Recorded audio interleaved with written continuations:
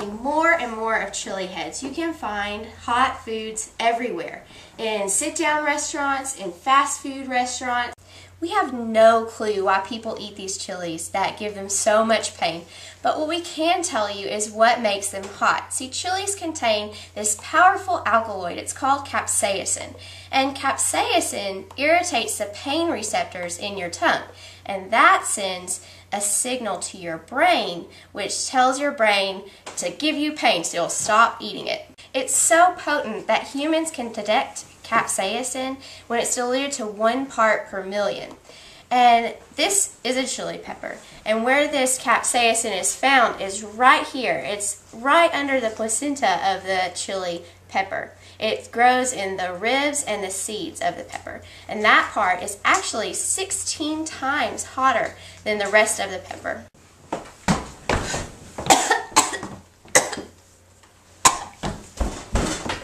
The Scoville unit is a measurement of how hot a pepper is. It's named after the scientist Wilbur Scoville. And what you do in this test, it's actually called the Scoville organoleptic test.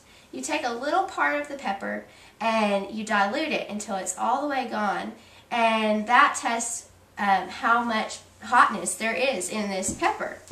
And so what you do after that is it's measured in this parts of 100, and that every chili has a different number on this scale. Alright, so now we will talk a little bit about how to prepare a pepper so it's not as spicy. Capsaicin is sticky and it can stick to your hands. That's why when you touch your eyes after you've cut a pepper, your eyes burn really bad. It's that capsaicin irritating your eyes. So first you'll need to put on some gloves. These work just fine, they're vinyl. Okay, so next you're going to take a very sharp knife, be careful, and cut off the top of the pepper. And then you can cut it right down the middle.